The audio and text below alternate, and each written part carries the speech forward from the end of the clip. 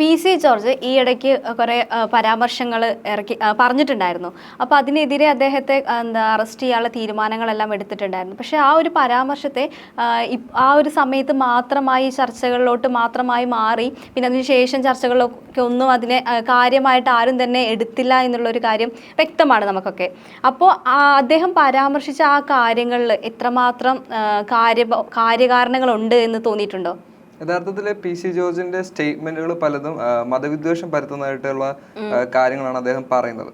എന്നാൽ യഥാർത്ഥത്തിൽ ഈ ഒരു കേരളത്തിന്റെ പൊളിറ്റിക്സ് നോക്കുകയാണെങ്കിൽ തന്നെ ഒരു നമ്മൾ മിക്സ് ആയിട്ടുള്ള ഒരു മതപരമായിട്ടുള്ള കാര്യത്തിൽ ഭയങ്കരമായിട്ട് മിക്സ് ആയിട്ടുള്ള ഒരു പോപ്പുലേഷൻ നിലനിൽക്കുന്ന ഒരു സംസ്ഥാനമാണ് കേരളം. മതപരമായിട്ടുള്ള പല ആളുകളും മിക്സഡ് ആയിട്ടുള്ള ഒരു പൊളിറ്റിക്സും നമ്മുടെ ഇടയിലുണ്ട്. അപ്പോൾ LDFിലാണെങ്കിൽ ഇപ്പം മതം ഇല്ലാത്തവരാണെന്ന് പറഞ്ഞാൽ പോലും അതിനകത്ത് പല ആളുകളുണ്ട്. അതുപോലെ തന്നെ BJPയിൽ ഇപ്പോൾ മെയിനായിട്ടും ഈ ഹിന്ദുക്കളാണ്, മുസ്ലിം ലീഗിൽ മുസ്ലിംസ് ഉണ്ട്, UDFിൽ പകുതിയിൽ കൂടുതലും ക്രിസ്ത്യൻസ് ആണെന്നുള്ളൊരു കണക്കുകളാണ്. അതായത് ഈ ഒരു ഓരോ സ്ഥലങ്ങളിലും ഇന്ന പാർട്ടികൾ ജയിക്കണം എന്നുണ്ടെങ്കിൽ ഒരു പ്രത്യേക മതവിഭാഗത്തിന്റെ സപ്പോർട്ട് വേണം എന്നുള്ള രീതിയിലാണ് നമ്മുടെ പൊളിറ്റിക്സ് മുന്നോട്ട് പോകുന്നത്. അതിന് എനിക്ക് തോന്നുന്നു പല ഘടകങ്ങളും കാരണമാകുന്നുമുണ്ട്. ഈ പറഞ്ഞ മതപരമായ പല ഘടകങ്ങളും അതിന് കാരണമാകുന്നതും ചെയ്യുന്നുണ്ട്. അപ്പോൾ പ്രത്യേകിച്ച് PC ജോർജിന്റെ മണ്ഡലമായിരുന്ന സ്ഥലത്ത് ഇന്നൊരു മതവിഭാഗം വളരെ ശക്തമായിട്ട് തന്നെ നിലനിൽക്കുന്ന ഒരു സ്ഥലമാണ്. പക്ഷെ അവരുടെ ഒരു സപ്പോർട്ട് PC ജോർജിന് ആവശ്യമില്ല എന്ന രീതിയിലും അദ്ദേഹം സ്റ്റേറ്റ്മെന്റ് ഇറക്കിയിരുന്നു. അപ്പം ആ ഒരു മതവിഭാഗത്തിന്റെ സപ്പോർട്ട് ഇല്ലാത്തതുകൊണ്ട് തന്നെ അദ്ദേഹം അവിടെ 8 നിലയിൽ പൊട്ടുകയും ചെയ്തു. അതേ സംഭവം തന്നെ അവര് പാലക്കാടിലും ഈ മതവിഭാഗം കാരണം അവിടെ പാലക്കാടും BJP തോൽക്കും എന്ന രീതിയിലുള്ള ഒരു സ്റ്റേറ്റ്മെന്റ് ആണ് PC ജോർജ് പറഞ്ഞത്.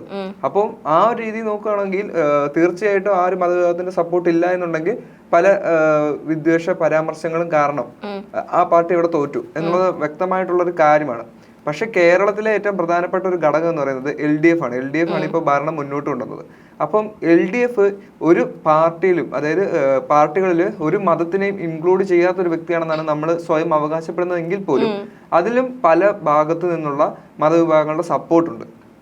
യഥാർത്ഥത്തിൽ അത് വ്യക്തമാക്കുന്നതിന്റെ പല കാര്യങ്ങളും നമ്മൾ കണ്ടതാണ്. അതായത് ഇപ്പം നമ്മുടെ മുൻപത്ത് നടക്കുന്ന പ്രശ്നമാണെങ്കിലും ഇവിടെ ഷിപ്പ്യാർഡ് തിരുവനന്തപുരത്ത് വന്നതിൻ്റെയൊക്കെ പല കാര്യങ്ങളും നമ്മൾ ചർച്ച ചെയ്യുകയാണെങ്കിൽ അതിനകത്ത് രാഷ്ട്രീയപരത്തിനപ്പുറം മതപരമായ കുറെ കാര്യങ്ങൾ മൂലമാണ് അതിന് പല തടസ്സങ്ങളും അതുപോലെ തന്നെ പല പ്രശ്നങ്ങളും ഉണ്ടായിട്ടുള്ളത്.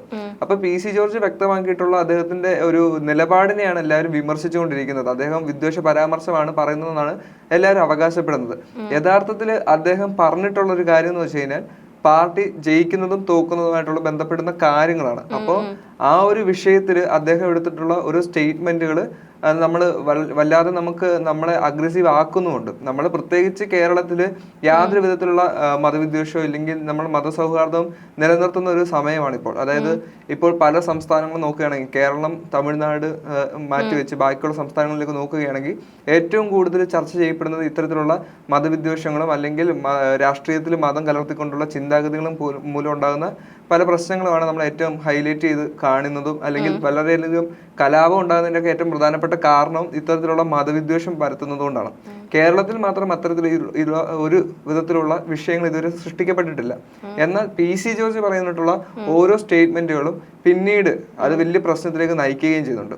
യഥാർത്ഥത്തിൽ അത്തരത്തിലുള്ള ഒരു വിദ്വേഷ പരാമർശം നടത്തുമ്പോൾ അതിന് തക്കതായിട്ടുള്ള ശിക്ഷാ നടപടി സ്വീകരിക്കേണ്ടത് അത്യാവശ്യമാണ്. പക്ഷെ അതൊന്നും സ്വീകരിച്ചില്ല. ഇതിനകത്ത് വേറൊരു കാര്യം പറയാനുള്ളത്, ഈ ഒരു മതപരമായിട്ടുള്ള ഒരു പരാമർശം അദ്ദേഹം നടത്തുന്നതിലൂടെ ഇനി വരുന്ന ഇലക്ഷനെ അത് കൂടുതലായിട്ട് ബാധിക്കാൻ സാധ്യതയുണ്ട്. അല്ലെങ്കിൽ ഇങ്ങനെ ഇപ്പോൾ കോൺഗ്രസ് ആണെങ്കിലും മുസ്ലിം ലീഗ് ആണെങ്കിലും ഇത്തരത്തിലൊരു മതപരാമർശം നടത്തുക, അതിലൂടെ ഒരു വിഷയം ക്രിയേറ്റ് ചെയ്യുക, എന്നിട്ട് അത് ജനങ്ങളുടെ ഒരു സംസാര വിഷയമാക്കി മാറ്റുക. പിന്നെ ഈ ഒരു കാര്യത്തിൽ തന്നെ ഈ ജനങ്ങളുടെ അഭിപ്രായങ്ങൾ വരുന്നു. പിന്നെ അത് ഇനി ഇലക്ഷനെ മുൻനിർത്തിയാണ് അദ്ദേഹം ഇങ്ങനെയുള്ള കാര്യങ്ങൾ ചെയ്യുന്നത് എന്ന് പറഞ്ഞാൽ അതിനോട് എത്രമാത്രം യോജിക്കാൻ പറ്റും? അദ്ദേഹം തീർച്ചയായിട്ടും ഒരു പൊളിറ്റിക്സ് കീപ്പ് ചെയ്യുന്ന ഒരാളാണ്. ഒരു പരിധിവരെ കഴിഞ്ഞ കുറച്ച് വർഷങ്ങൾക്ക് മുമ്പ് അദ്ദേഹം കോൺഗ്രസിലായിരുന്നു. പക്ഷെ അപ്പൊ നമുക്ക് പറയാൻ പറ്റില്ല അദ്ദേഹത്തിനായിട്ട് ഒരു നിലപാടുണ്ടെന്ന് നമുക്ക് പറയാൻ പറ്റില്ല. കാരണം ചാഞ്ചാടുന്ന ഒരു സ്വഭാവം ചാഞ്ചാടുന്ന നമ്മൾ ഓരോ പാർട്ടിയിലും അവരുടേതായിട്ടുള്ള ഒരു പ്രത്യയശാസ്ത്രമുണ്ട്. അതായത് അവര് നിലകൊള്ളുന്ന അല്ലെങ്കിൽ അവരുടെ നിലപാടുണ്ട്, നമ്മൾ സ്വീകരിക്കുന്ന മറ്റൊരു നിലപാടുണ്ട്. ഒരു പരിധി വരെ ഞാൻ ഇന്നതൊക്കെ വിശ്വസിച്ച് നിന്ന ഒരു പാർട്ടിയിൽ പെട്ടെന്ന് ഒരു മാറ്റം വരുമ്പോൾ, ഇല്ലെങ്കിൽ അതിനകത്ത് ആളുകളുടെ ഒരു മാറ്റം എന്നെ പ്രതിഫലിക്കുമ്പോഴാണ് എനിക്ക് ആ പാർട്ടി നിൽക്കാൻ പറ്റാത്തൊരു അവസ്ഥ ഉണ്ടാകുന്നത്. അതേപോലെ തന്നെ ആയിരിക്കും ചിലപ്പോൾ നമ്മുടെ പി സി ജോർജ് നടന്നിട്ടുള്ളത്. കോൺഗ്രസിൽ നിന്ന സമയത്ത് അദ്ദേഹം തൃപ്തനായിരുന്ന ഒരു സാഹചര്യം അവിടെ ഉണ്ടായിരുന്നു. അതേസമയം അവിടെ നിന്നുള്ള പല പ്രശ്നങ്ങളും വന്നപ്പോൾ അദ്ദേഹത്തിന് അവിടെ അദ്ദേഹത്തിന് പ്രത്യയശാസ്ത്രമായിട്ട് ഒത്തുപോകാൻ നിൽക്കാത്തൊരു സാഹചര്യം വന്നപ്പോഴാണ് അദ്ദേഹം മറ്റൊരു പാർട്ടിയിലേക്ക് ചാഞ്ചാടിയത്.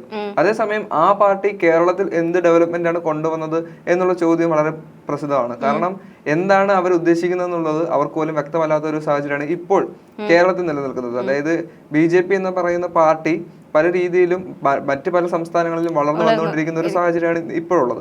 പക്ഷെ കേരളത്തിൽ ഇപ്പോഴും അവർക്ക് നല്ലൊരു സീറ്റ് കിട്ടിയിട്ടില്ല. അതെ, ആകെയുള്ള സുരേഷ് ഗോപിയുടെ ഒരു സീറ്റ് മാത്രമാണ്. അപ്പൊ അദ്ദേഹം പോലും ഇപ്പോൾ ചെയ്യുന്ന പ്രവർത്തികളും പറയുന്ന വാക്കുകളും എത്രത്തോളം വ്യക്തതയുള്ളതാണെന്ന് അദ്ദേഹം ഇപ്പൊ സുരേഷ് ഗോപി ആണെങ്കിലും പറയുന്നത് ഇത്തരത്തിലുള്ള പരാമർശങ്ങളും അങ്ങനെയാണ് കൂടുതലായിട്ട് BJP എന്ന് പറയുമ്പോൾ ഹിന്ദു മതത്തെ മാത്രം പ്രോത്സാഹിപ്പിക്കുക, ആ ഒരു കാറ്റഗറിയെ മാത്രം കൂടുതലായിട്ട് ഫോക്കസ് ചെയ്യുക, അങ്ങനെ മാത്രമാണ് അവർ ചെയ്തുകൊണ്ടിരിക്കുന്നത്. ഇപ്പൊ തന്നെ PC ജോർജ് ആണെങ്കിലും ഇത് തന്നെയാണ് ചെയ്തുകൊണ്ടിരിക്കുന്നത്. അപ്പോൾ ഒരു മതപരമായിട്ട് പാർട്ടി എന്നതിന് പകരം മതം കൂടുതലായിട്ട് BJPയിൽ നിലകൊള്ളുന്നുണ്ട്. അതെ, അതുകൊണ്ട് തന്നെയാണ് അവർക്ക് പല സ്ഥലങ്ങളിലും ഇപ്പോൾ നമ്മുടെ കേരളത്തിൽ പ്രത്യേകിച്ച് അവർ ജയിക്കാത്തതിന്റെ പ്രധാനപ്പെട്ട കാരണം അവർ മതത്തെ കൂടുതലായിട്ട് കാണിക്കുന്നു, ഇല്ലെങ്കിൽ ഒരു പ്രത്യേക മതവിഭാഗത്തെ താഴ്ത്തിക്കെട്ടാൻ ശ്രമിക്കുന്നതായിട്ട് എനിക്ക് തോന്നിയിട്ടുണ്ട്. അതാണ് സുരേഷ് ഗോപിയും PC ജോർജിനെ വെച്ച് നോക്കുകയാണെങ്കിൽ തന്നെ സുരേഷ് ഗോപി ആ ഒരു മതവിഭാഗത്തെ, അതായത് അദ്ദേഹത്തിന്റെ മതവിഭാഗത്തെ, അദ്ദേഹം ഇഷ്ടപ്പെടുന്ന മതവിഭാഗത്തെ ഉയർത്തിക്കാട്ടാനും അതുപോലെ തന്നെ ആ ഒരു കാര്യത്തെ വളരെ പ്രോത്സാഹിപ്പിക്കുകയും ചെയ്യുന്ന ഒരു വ്യക്തിയാണ്. അതേസമയം PC ജോർജ് എന്ന് പറയുന്ന വ്യക്തി മറ്റൊരു മതവിഭാഗത്തെ എങ്ങനെ ചവിട്ടി താഴ്ത്താം, അല്ലെങ്കിൽ അവരെങ്ങനെ രാജ്യദ്രോഹികളാക്കാം, അല്ലെങ്കിൽ ഇന്ന ആൾക്കാരാക്കാം എന്നുള്ള രീതിയിലാണ് അദ്ദേഹത്തിന് അതിൽ മെയിൻ ആയിട്ട് അതിൽ ഫോക്കസ് ചെയ്യുന്നത് ഈ കോൺഗ്രസും മുസ്ലിം ലീഗും ഒരുമിച്ച് നിന്ന് കഴിഞ്ഞാൽ എന്തായാലും ഈ BJP എന്ന പാർട്ടിക്ക് അവിടെ പിടിച്ചു നിൽക്കാൻ പറ്റില്ല എന്നുള്ളൊരു സാധ്യത ഉള്ളത് കൊണ്ടാണ് ഇങ്ങനെയുള്ള കുറെ ഇവരെ എങ്ങനെയെങ്കിലും ഈ കോൺഗ്രസിന്റെയും അതുപോലെ മുസ്ലിം ലീഗിനെയും തമ്മിൽ തല്ലിക്കുകയാണെങ്കിൽ ഇവർക്ക് കൂടുതലായിട്ടും ഒരു പോസിബിലിറ്റി ഉണ്ട്. ഈ ഇലക്ഷൻ സമയത്താണെങ്കിലും ഇവർക്ക് കൂടുതലായിട്ട് ആ ഒരു വിദ്വേഷ ഇതിനകത്ത് ഇവർക്ക് പോസിബിൾ ആയിട്ട് അല്ലെങ്കിൽ ഇവർക്ക് കൂടുതലായിട്ട് അത് ഗുണം ചെയ്യുമെന്ന് ഉള്ളത് കൊണ്ടാണ് ഇങ്ങനെയുള്ള കുറെ പ്രശ്നങ്ങൾ ഉണ്ടാക്കാൻ വേണ്ടി. കാരണം കോൺഗ്രസിലാണെങ്കിലും ഇപ്പൊ തന്നെ ഒരുപാട് അഭിപ്രായ വ്യത്യാസങ്ങളാണെങ്കിലും മറ്റ് കാര്യങ്ങളൊക്കെ ഇപ്പൊ നടന്നുകൊണ്ടിരിക്കുകയാണ്. അതിന് കൂടുതലായിട്ട് എങ്ങനെ വീർപ്പിച്ച് രണ്ട് പാർട്ടിയും രണ്ടാക്കി മാറ്റാം എന്നുള്ള മാത്രം ചിന്തയിലും കൂടെ നമുക്ക് ഇതിനെ നോക്കി കാണാൻ പറ്റും അല്ലേ?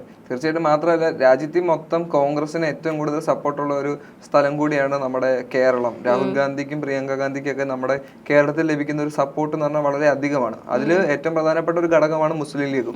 മുസ്ലിം ലീഗിൽ നിന്നും അടുത്ത മുഖ്യമന്ത്രി വരെ ആകാമെന്നുള്ള ഒരു പ്രതീക്ഷ ഇപ്പൊ കോൺഗ്രസിനുണ്ട്. കാരണം അവരുടെ ഒരു പാർട്ടി സ്ട്രോങ് ആവുന്നതും അതുപോലെ തന്നെ അവരുടെ ഒരു പ്രവർത്തനങ്ങളും കേരളത്തെ വളരെയധികം സഹായിച്ചിട്ടുണ്ട്. അതിന് ഏറ്റവും വലിയ ഉദാഹരണമാണ് വയനാട് ഉരുൾപൊട്ടലുണ്ടായ സമയത്തൊക്കെ അത് രാഷ്ട്രീയമോ പാർട്ടിയോ ഒന്നും തന്നെ ഇല്ലെങ്കിൽ പോലും രാഹുൽ ഗാന്ധിയും പ്രിയങ്ക ഗാന്ധിയും അവർക്ക് വേണ്ടി സമരം ചെയ്തതും അതുപോലെ തന്നെ പല കാര്യങ്ങൾക്ക് വേണ്ടി കേന്ദ്രത്തിനോട് സഹായിച്ചപ്പോഴൊക്കെ കോൺഗ്രസും ഈ മുസ്ലിം ലീഗൊക്കെ വളരെയധികം നമ്മളെ സഹായിച്ചിട്ടുണ്ടായിരുന്നു. അതായത് പാർട്ടി വൈസ് നോക്കുകയാണെങ്കിൽ കോൺഗ്രസ് ആണെങ്കിലും മുസ്ലിം ലീഗ് ആണെങ്കിലും തന്നെ ഇപ്പൊ വയനാട് പ്രശ്നത്തിൽ അവര് തന്നെ നടപടികൾ സ്വീകരിക്കുമെന്ന് പറഞ്ഞിട്ട് കേന്ദ്രം സഹായിച്ചില്ലെങ്കിൽ അവരുടെ ഭാഗത്തു നിന്ന് അവരെ കൊണ്ട് പറ്റുന്ന എല്ലാം ചെയ്യാമെന്നുള്ളൊരു വാഗ്ദാനം കൂടി കൊടുത്തിട്ടുണ്ടായിരുന്നു.